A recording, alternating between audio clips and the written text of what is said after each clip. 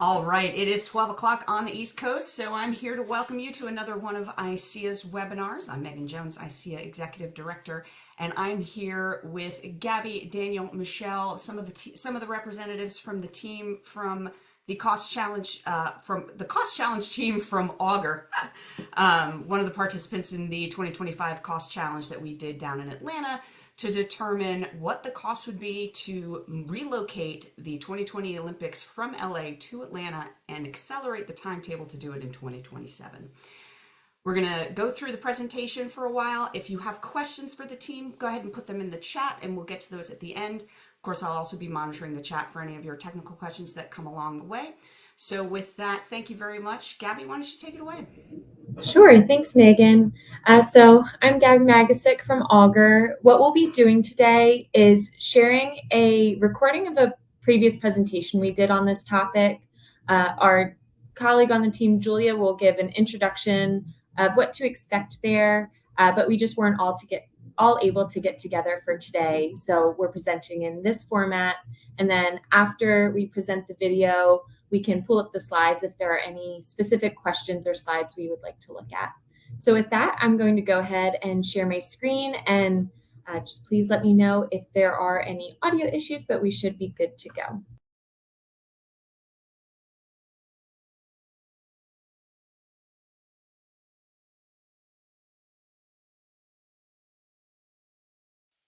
Hi, my name is Julia Peters, and I work at Augur Consulting. Our team was not available to present today to the general ICEA audience, but we're happy to share this recorded version that we delivered as an internal brown bag. Before getting started, I want to highlight the Augur cost team, as we did skip over our intros when we presented internally. We are Deputy Portfolio Manager and Team Lead Gabby Magasic, Technical Advisor Michelle Chow, Data Scientist Taylor Fountain, Consulting Advisor Daniel Larison, and me. I'm an analyst. So with that, please enjoy our cost challenge brief. So good afternoon, we're Augur Consulting, and we're here to present to you our estimate for the cost of relocating the Olympics on an accelerated timeline. So today, we're just showing you a brief agenda here. We'll provide introductions for the team, and then we'll go through the background of the estimate, the plan and process, the purpose and scope, ground rules and assumptions, and WBS before diving into the data with the gathering process and analysis, and then rounding the presentation out with our sensitivity, risk, and uncertainty analysis, as well as the summary recommendation and our lessons learned. So the team received the prompt, and individually before we had our formal kickoff, just reviewed some background information about the Olympics, the IOC, International Olympics Committee, and host cities. Then in our kickoff, we reviewed the guidelines and assigned team responsibilities, created our POAM of how to get from the starting point, that kickoff, to the end point, this presentation, and determined our purpose for our estimate and set up intermittent deadlines throughout our POAM. To do this, to get from point A to point B, we held recurring syncs where we would touch base on current progress, as well as discussed any major group decisions and next steps. Our project workspace, we held our data and analysis within an Excel workbook, so we could work on it simultaneously, and this was hosted in SharePoint where we could also upload additional documents, sources, and our model. Just a note on the cost estimating process. This is the one we follow here at Augur on the right that you see. And so throughout the slides, we also utilize the GAO best practices, and you'll see those numbers associated relative to the portion of the analysis that's being done throughout the rest of the slides. So how are we going to go from LA 2028 to Georgia 2027 or Atlanta 2027? To start, we have to determine our purpose and scope. So here's the scenario. The International Olympics Committee determined that LA is unfit to host the 2028 games, so they're looking for a new host city within the US. And so that's where Atlanta comes in. They've hosted the Olympics before successfully, and so they are being given the first right of refusal to host the 2028 Olympic Games. However, the Super Bowl is in 2028, so with that conflict, we have to move the Olympics up 1 year to 2027. So we're speaking to you as the Georgia state government as to whether you should accept or decline this opportunity to host the games with the movement of the location, the accelerated timeline, and all of the additional considerations. So this estimate will be a rough order of magnitude to help you in that decision making. The life cycle of the estimate. So it starts now. If we're going to host the game in 2 years, we have to start as soon as possible, given the shortened time frame and accelerated time frame. So our initial efforts will start now in 2025, and then the sustainment and maintenance will go through 2047, as that is the typical life cycle for an Olympic Games. As we saw, Atlanta celebrated their 20-year milestone in 2016 from those 1996 games. So that's the standard. And we'll talk to this further in our WBS, but we will separate out the scope of the Olympics to pre, during, and post event. All right, let's talk ground rules and assumptions. We will assume that Atlanta will meet all of the requirements needed to host the Olympic Games. As we've seen, they've done that previously. All of our costs will be shown in constant price $24 unless noted otherwise. And dollars spent by private entities are counted as negative costs. So revenues will not be counted as a cost per se. There are a few considerations here. So we are not going to consider costs that will be covered by the International Olympics Committee because we are only focused on the Georgia state costs. So we'll not be covering television or ad revenue at that level, as well as the top sponsorship revenue or any Paralympic costs. And the IOC will be responsible for reimbursing Los Angeles. So we will not have to cover any of those costs already spent for those games. The biggest GRNA here is that we're going to use a no-build approach. So this is a new strategy set by the IOC and encouraged by it. And Paris 2024 utilized this, and LA 2028 was going to utilize it. And Michelle will go into what this no build means later on. It really just means no permanent build, but it will help expedite the process, and we'll see that moving forward. And just some additional considerations. I think we said this probably 20 times by now, but there's an accelerated timeline. So we might have some difficulty attracting vendors and have to pay higher labor rates and such because of that lack of competition. And we'll only have 2 years to prepare, whereas typically host cities will have 10 years. And just the funding, we have found that Olympics funded through tax dollars tend to do worse than those funded privately. So we're just going to assume this is funded privately. Okay, let's establish our WBS. I alluded to this before, but we've separated the Olympics out into Olympics preparation, Olympics operations, and Olympics legacy, pre, during, post event. And we've also separated out the WBS into our costs and our benefits. The benefits being the revenues gained from the games themselves. In the right-hand column, you can see descriptions of the WBS items and the information that went into estimating that cost, but we'll go further into this later in the brief. I will now hand this over to Daniel to talk more about the data gathering and analysis process.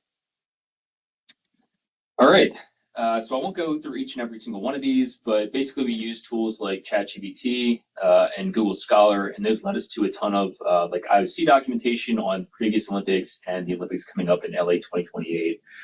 We didn't just stop there, though. We had to look other places that led us to places like Booking.com, Glassdoor, and even using like sources like TikTok. So we had to get really pretty innovative to do this sort of thing. And for outside of our presentation, one thing that was really different, like estimating DoD stuff versus this more private idea, is using sources like ChatGPT are very helpful. You end up going to a lot of really weird data sources because you can, and because there may not be as like organized of places to collect data.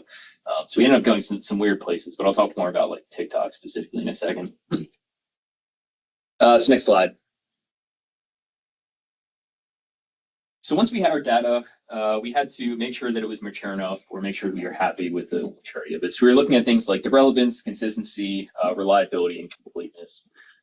So we just want to make sure that all the data we're looking at is relevant to the Olympics.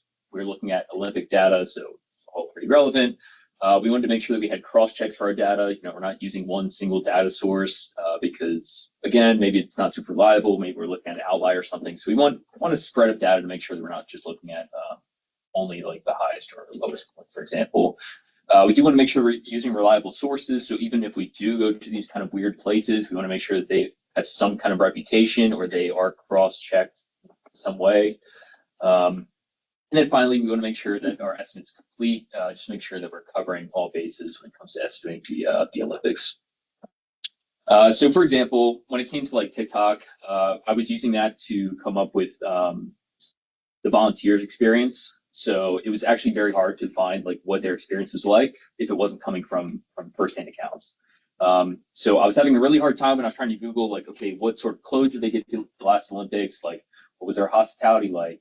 Or what was like their hotel stay like? Things like that, their training cycle. And it was very hard to find. But then when you go on TikTok and search like, vlog of Olympic volunteer from 2024. You can find like 100 videos of people saying like, here's what food I got. Look at the clothes that I got from this Olympics. Here's what the training was like.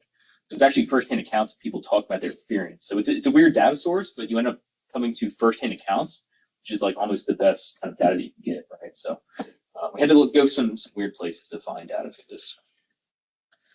Next slide. So beyond the maturity, or once you're happy with that, then we had to normalize the data, make sure we're comparing like apples to apples, for example. So we're doing things like inflating, using exchange rates. So those are very common among any estimate, really. For inflation, we had built out a custom inflation table in ACE. So we took a look at some data from the U.S. Bureau of Labor and Statistics for the past 20 years of inflation in Atlanta, and then projected that forward. For things like inflation, we first inflated currency in that foreign currency and then exchange it to US dollars using the 2024 foreign average of exchange rates. And then beyond that, we had to take a look at some Olympic specific kind of normalization techniques. So the first one here is looking at the previous strategies. So Gabby mentioned that no build technique. That is relatively new. So if you look at some old Olympics, the data may not transfer as easily, especially, I think the most recent one that can come to mind is like Rio 2016. That was a major disaster because they were building a lot of buildings like in the middle of the rainforest, right? Which is like a horrible strategy to take. But it meant that they needed like a lot more volunteers, they needed a lot more workers to do that sort of thing, whereas we wouldn't need as many of those kind of folks. And then of course we were rushing our build, so we had to make sure that we had some way to scale like those kind of costs as well. And then finally, projections versus actuals. We all know that the Olympics tends to overrun. So if we are looking at projections of data, we know that that's probably not what it actually costs, right? So we had to look at things like contingencies, percent overruns to be able to scale those projections into actuals. We couldn't find the actual costs. So we tried to do our best to scale that kind of data as well. And with that, we can start getting to the data analysis. So once we have our data and once we're happy with the maturity and normalization, then we can start to build our methodologies. So since it is a ROM estimate, you can see that a lot of our methodology types are analogies, but we try to expand into things like parametric equations and engineering buildups as well. So you can see in the methodology type column, just the variety of colors representing the different methodologies that we used. We can also see on the right side is the risk and uncertainty analysis. So I know it's a lot of information there. Again, I don't expect you to read it all. We did apply risk and uncertainty at the lowest level of our estimate, so that we will be able to do some of that analysis that you'll see later on in our deck later. So there are some impacts from applying risk and uncertainty at the lowest level versus doing it at the top level. But again, we can talk about that a little bit later on as well. Next slide. So this is the same sort of thing, but for the benefits, so not too much extra to add here. And with that, we can start getting into our methodologies. So like I said, for the sake of time, we aren't going to run through all of our methodologies. So we're just going to run through a few here. We do have some in backups. If anyone's curious about those, we can definitely run through those as well. But we'll start with planning and coordination, and then we'll kind of go around the room from different methodologies. So to start, we're going to start with the planning and coordination here. So this is the phasing of the planning committee for the London 2012 Olympics. So you can see is that giant peak there, that is right at the time of the games, and they have this very long left tail as the build up to the games. We will not have that much time for our Olympics. We needed some way to really build out and re-plan here. So you can see how we ended up doing that. So the key features that you'll see is we are matching the peak at the time of the Olympics, and we are matching that scale down very quickly, but you'll see that the left tail is completely changed. So what we did was we took a look at, and the chart here is the number of FTEs. So we came up with a total number of hours needed for this kind of plan. And we essentially said, okay, from about a year before the games, we're going to match their phasing completely. Before that, we're going to use this left tail and come up with a number of hours that they're using in that tail, right? And we're going to basically come up with a constant level of effort in the first, say, year and a half of planning to match the level of effort it took to plan the London 2012 Olympics. And that's how we had to rephase the labor for this kind of work. So that's only it for the phasing, right? So beyond that, we had to also scale the number of workers that we were using. So in the chart in the top middle, yeah, you're good, Gabby, next slide. So in the chart in the top middle, you can see the number of members at the peak of each planning committee for past Olympics. So we can see examples like Rio, London, Tokyo, and Paris.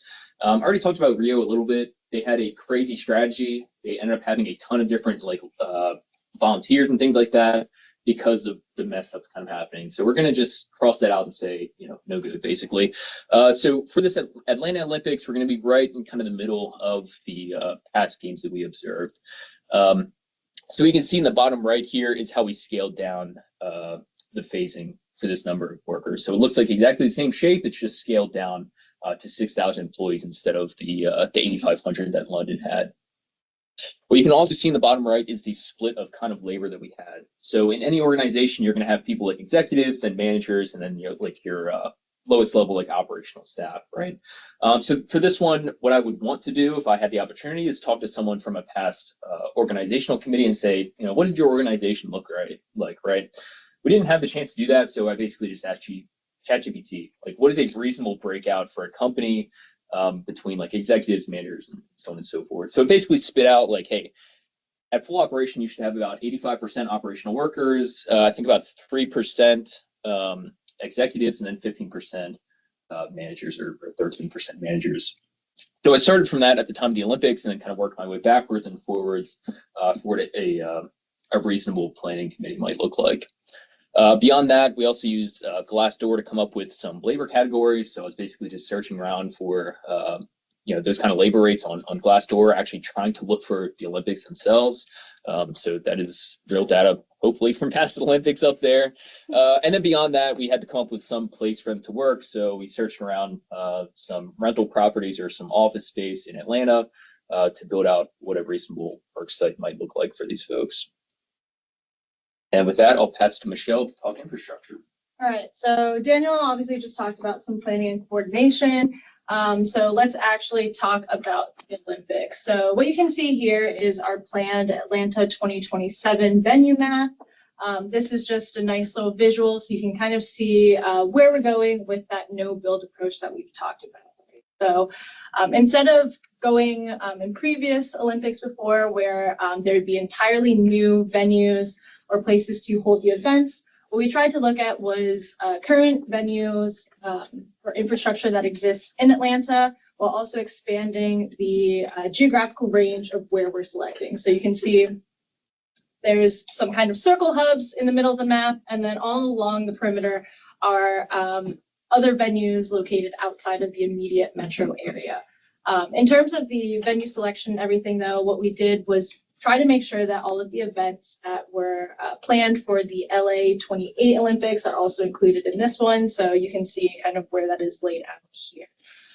I do want to bring your attention though to this box on the bottom left that has kind of that color code. This color code applies to each of the numbers for the 24 venues that we have here. We have the venues organized and broken into specific categories to then figure out how we're going to, what the cost would be for it. So you can see a mix of temporary builds and then also using already existing venues that are pretty much good, but at least need some, minor or major overlay to make it appropriate for the events you're holding. Next one, Gabby, please. So in terms of the actual costs, like we had said, there are a couple other considerations instead of just taking things as a one-to-one. So the other considerations that we had in figuring out the cost for the venues would be these two adders here. So one, for a fast-track stadium, you can typically see that they would have 20 to 30% increase in the cost as opposed to a normal construction timeline. Additionally, contingency standards are a pretty big kind of line item that you would have, tied to construction, but then also specifically for the Olympics. So usually Olympic hosts will account for 10 to 15% of that total as part of their contingency to cover any costs that they, haven't necessarily calculated for. For construction projects specifically, they'll usually use the 20% amount.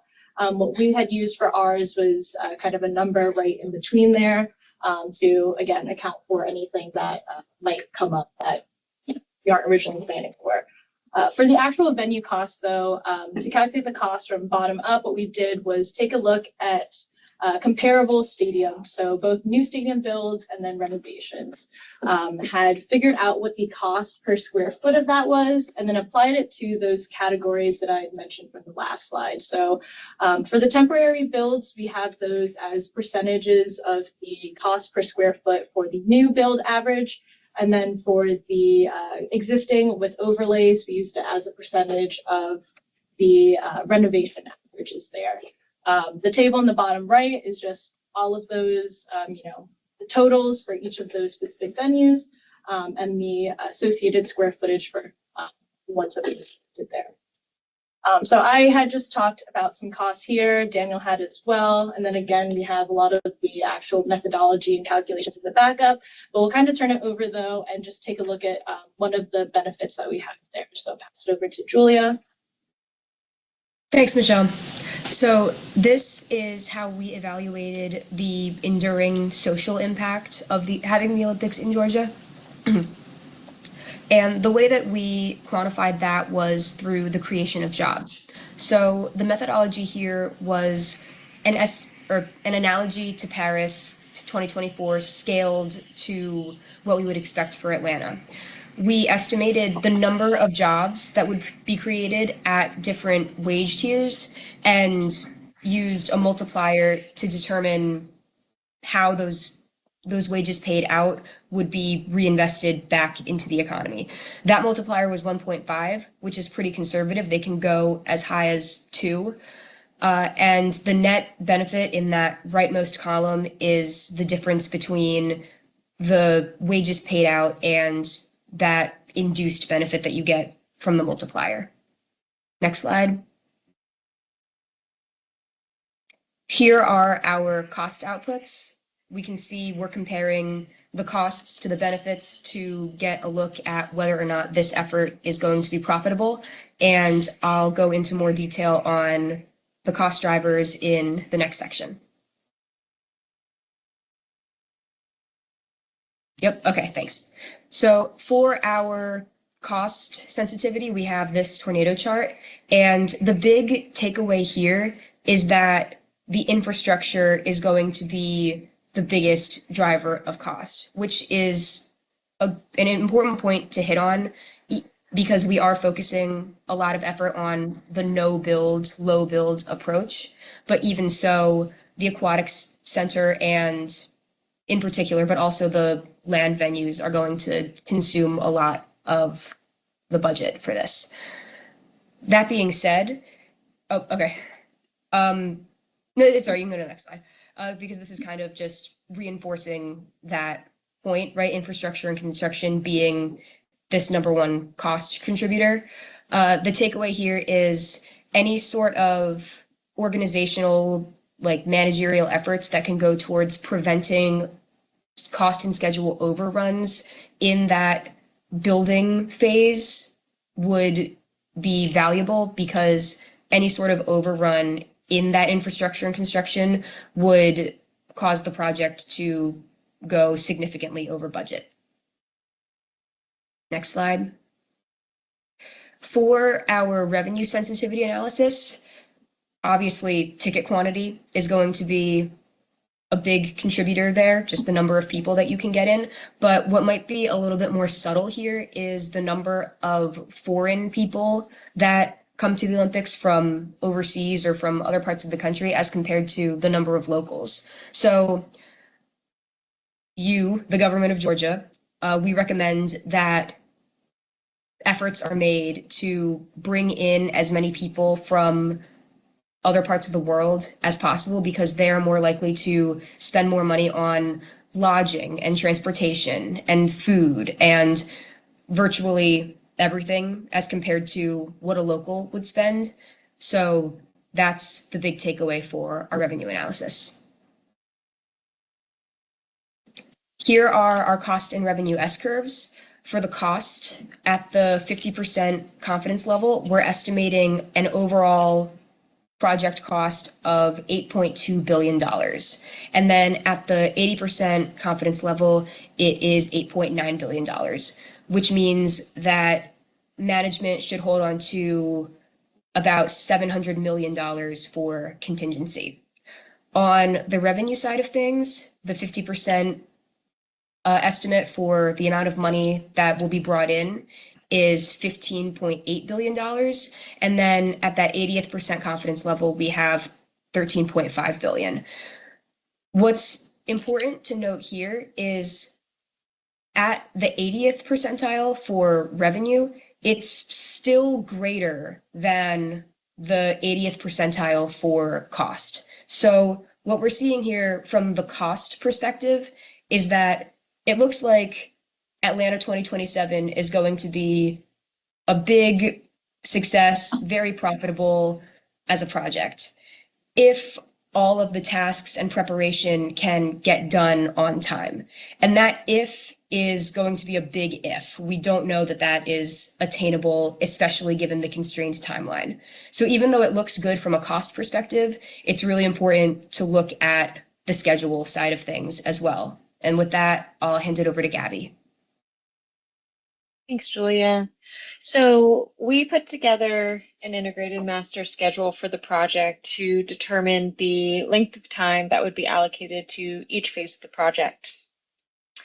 On each of those individual child level tasks, we applied duration uncertainty distributions, and we also developed risk events and given probability of impact and duration impact of those events. So what you see in red here is the results of the schedule risk analysis after it was run. And the movement that you see is really not at all from the duration uncertainty, but it's the impact from the risk event that we're seeing that waterfalls throughout the rest of the project. And the risk of being supply chain issues. We're doing this project in 2 years as opposed to 10. And it's almost certain that at some point within this project, there is going to be an issue in the supply chain, especially considering the construction supply chain.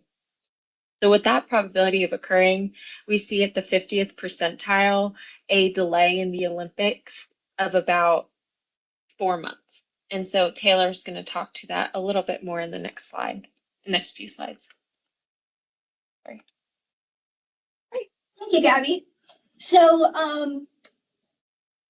to begin assessing the risks, impacts related to the schedule and how that could also impact our costs, we performed a joint confidence level analysis on our cost estimate as well as our schedule. And as you can see, it's not very optimistic. So the chance of both the costs and the schedule underrunning, i.e. the Olympics will be able to start on time and within budget is about 4.4%. I would not say those are very good betting odds. Similarly, the chance of both overrunning would be 72.2%. So even though we're taking on this pretty innovative strategy for our no-build infrastructure, there is still a significant chance of that overrunning, inflating our schedule, and then in turn, due to the correlation between cost and schedule and capital projects, inflating our costs, and all of those risks just propagating. And so to really drive this home, we want to look at the results of our schedule risk analysis. Next slide, please. So you can see that 50th percentile is the date that we would have like a 50% confidence in our ability to start the Olympic Games by then, and that is in December of 2027. However, we are hosting the Summer Olympic Games, not the Winter Olympic Games, so that wouldn't really be feasible. If we look at the confidence level we have for our target start date, which is the middle of July, it's actually at like 6% confidence level, which, again, not really betting odds. I'm gonna hand it back to you, Gabby or Daniel. I think this one's Actually, It's been a while since we did this. Okay, so with that, we ran through our methodology, ran through the different analyses that we did given our calculations, and you can see right here is our summary slide. So like we had mentioned, we have the cost estimated to be that 8.2 billion. We have our benefits to be estimated at 15.9 billion. If you just take a look at those numbers only, you would say, hey, why would we not go forward with the Olympics? However, there are quite a few considerations that are actually pretty significant that would then affect the decision that you would have here. So one, there's historical trend of cost overrun for the Olympics. Directing your attention to the right of the slide, you can see here is some data that we pulled from a Politico article that talked about cost overruns from basically all of the previous Olympics that they've had. This right here pulls in the idea that I'd already mentioned before of that contingency. So, what might be additionally needed to account for other costs or anything that were not initially calculated. If we go off of our typical range that we have of a 50% confidence level, you can see right there, it would need about, say, a 112% additional cost contingency, which is not a small number. And the entire graph, even if you go all the way to the 90%, you'd still never be at that 0%. So it's basically 100% chance that your Olympics are going to be, more expensive than it is.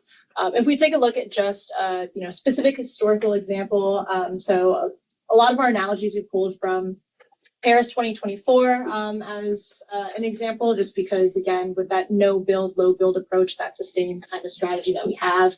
The proposal that they had was 3.4 billion. Proposal stage is basically where we're at now with that 8 billion.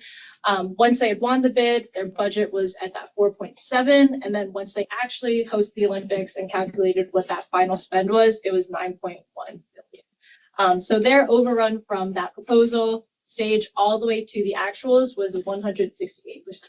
So even if we have this 8.2 billion here, there's a very high chance that the costs are going to be significantly higher because there, are a lot of things that will come up, especially for such a big event like this, that you can't really account for.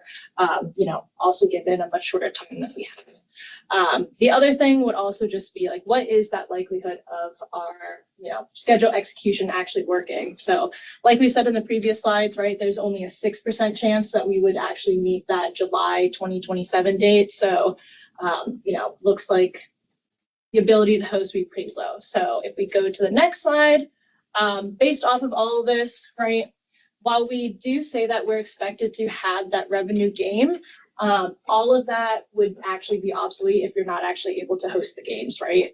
And what we could see is that it's pretty unlikely that they're going to be able to do that. The other thing that we do want to bring up as well would be, how valid is the fact that, a no build equals low cost. So as we can see, majority of the costs that we have are tied to that construction and infrastructure right there. Typically what you'd think of is, you're doing something temporary, your costs are going to decrease, but that still might not necessarily be the case. And then again, with our timeline being just 1/5, so 2 years instead of that 10-year time frame, there are quite a few other things that, might potentially impact what we would see as plus or a negative there. So given all of that, what we have here is that we would recommend that we do not move forward with accepting the Olympic bid, mainly because while there are some of the positives that we see there, the likelihood of us actually even feeling any of those gains is actually pretty low, because we probably will not be able to meet that specific date. All right. And then this last slide here is just some of the lessons learned that we had as our group going through this process. So one, planning an organization, right? Similar to the Olympics, you're going to have a plan. How are you going to actually execute putting together this model and putting together this brief? So we obviously had put together kind of a poem and everything there. What could have helped a little bit more was have, some better touch points of some intermittent, milestones or deadlines for the actual project. Like we had said, we also have other projects and everything that we're supporting otherwise too. So, there were quite a few times where we would have a meeting set up and say, hey, we have to push it or move it to another time because we have something else come up. So that kind of doesn't bode the best when you already have a pretty tight timeline there. So I think that was one thing. Secondly, not anything different in the cost estimating world, data availability, but also data validity as well. So like Daniel had mentioned when he was going through some of our data cleaning, data methodology, and that source, a lot of the data points were kind of behind a paywall, one or two, since they were privately funded efforts for the Olympics. The information is not really out there. It deals a lot similar to how we have that vendor proprietary information. So some of the things we kind of had to do our best with what we could find, basically. But besides that, since we all were relatively working independently for each of our assigned WBS elements, what could have helped was if we found a source that could potentially, help with another thing, have more of those connection points and kind of leverage data sources for a variety of elements as opposed to just the one you're specifically researching.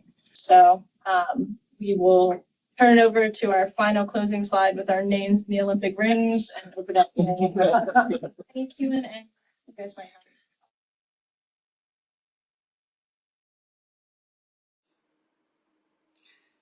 Wow, that was fantastic. I love seeing these.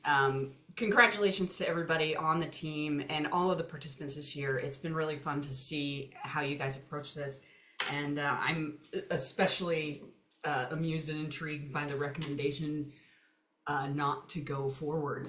Can you tell me, like, how would you sort of break that to the city of Atlanta? That's a great question. I don't think anybody wants to be told that they can't accomplish something. I think we were trying to operate in the world of realism here. So being as direct with them and with supporting facts and data as to why we drew that conclusion. However, at the end of the day, as consultants, we make recommendations, and it would be their decision whether or not to accept that risk and continue to move forward. So yeah, a difficult conversation, but an honest one. Right? That's really a pickle among pickles. So then I'm going to ask you another question, and folks in the audience, if you have questions for the team, we do have there are team members here to take your questions. So go ahead and put them in the chat. We'll be able to get to yours. But I asked the team that presented a few weeks ago, what was a data source that turned out that surprised you very positively in that you didn't expect to get as much out of it as you did? That's a great question. I think Daniel talked about it a bit in his section of the slides, and I'll probably hand it over to him for a moment here to talk about it. But while ChatGPT has been, I think, very popular in AI information, TikTok was a source that we used. And Daniel, do you want to expand on that a bit more? Yeah, so clearly, we're used to working in like the DoD space, so a lot of the data that we're looking for is not publicly available, and there's not a lot of people that can answer questions for us. So being able to work on something that's more public, a question that a lot of people might have more experience with was definitely very interesting experience. So part of that was being able to use something like TikTok. So for example, I was having a very hard time trying to figure out or find information on the experience of volunteers at the Olympics. But there was a ton of people on TikTok and on YouTube that would document their experience in like vlogs and things like that. So I basically just searched up volunteer experience from the London or the Paris 2024 Olympics, and people would make a ton of videos about like what food they received, what clothes they received, what their lodging was like. So those were like great firsthand accounts, and not a source that I would clearly use for any DoD type projects, but for this kind of a topic, it was perfect. That's fantastic. I love that. And a lot of those, I mean, I know TikTok was all over the Paris Olympics, so they were volunteering that data that you needed, and it was what a way to really find that source. That's fantastic. Well, it seems like you have impressed the audience into silence. So I'm gonna just give you guys an opportunity to say any final words that you want to say, or any little points you'd like to make. Yeah, thank you.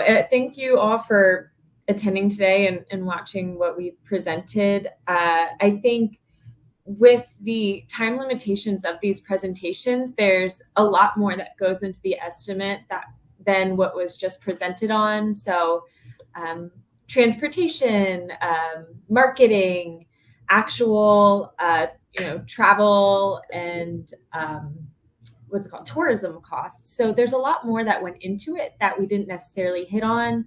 I'm trying to think if the slides are uploaded with these webinars, but if not, we're happy to provide them if anybody's curious to go into our backup slides and see what additional analysis might have been done that wasn't necessarily touched on.